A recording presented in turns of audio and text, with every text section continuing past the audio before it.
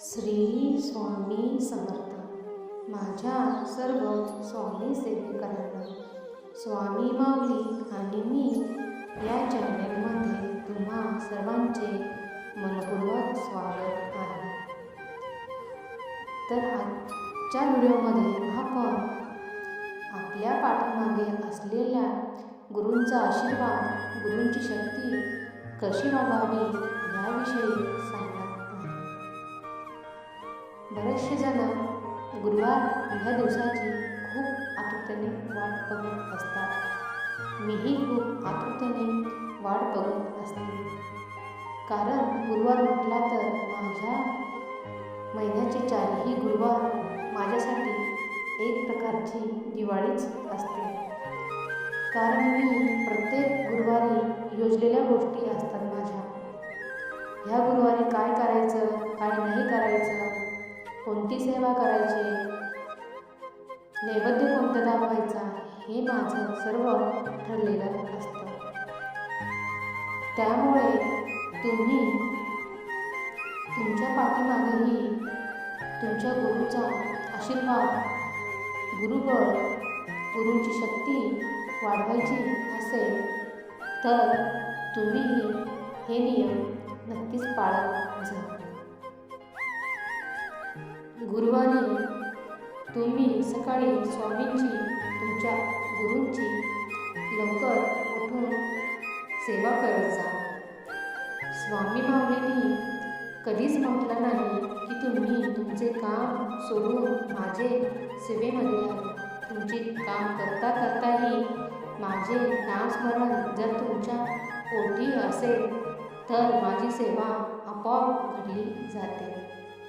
दुसरी गोष्ट, जर तुम्ही माझे नाव नाही घेतले तरीही चालेल, पण गुरुवारी जर तुम्ही गरजूंना काही दान केले तर ह्यासारखे पुण्य तुम्हाला कुठेच मिळणार नाही.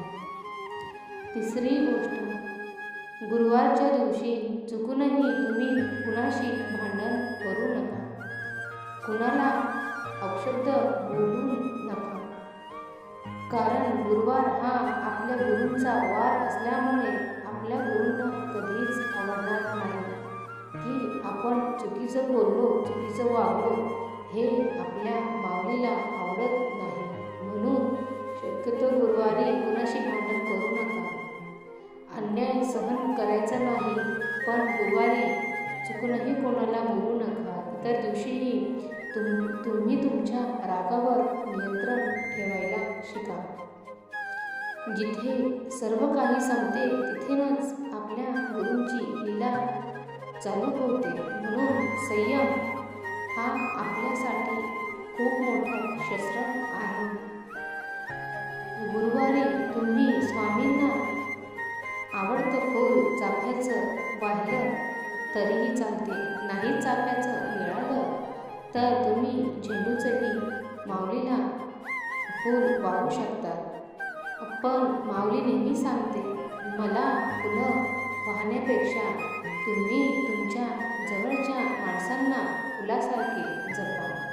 हेच मला वाहिलेले फुले याच्या मी तुम्हाला आशीर्वाद 10 पटीने जास्त देईन. म्हणून मी तुम्हाला सांगत असते की आपले कर्म जर चांगले असले तर स्वामी आपली साथ कधीच सोडत नाही.